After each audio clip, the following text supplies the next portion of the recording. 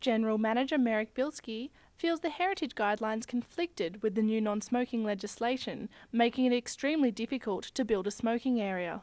It took a long time to get approval for our outside area. Having the deck not approved certainly would have put a huge financial hardship on the club. But Heritage Council Director Gerhard Zatschler maintains the integrity and history of the building should overrule revenue loss. It's one of the oldest services clubs in Canberra.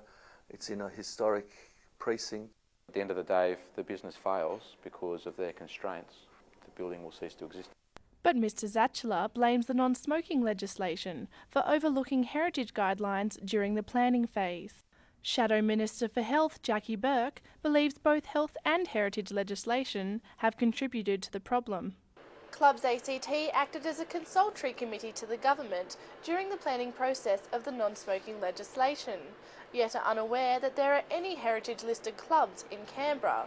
Ms Burke believes that heritage listings should have been considered during the planning process and legislation should now be reviewed. You'd have to question whether the government actually really looked in depth in regard to the heritage laws in the ACT. We would want to modify legislation to allow them to extend on the premises to make sure that their clientele can be catered for.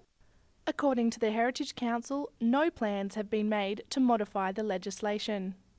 Hannah Cormick, Now You See News.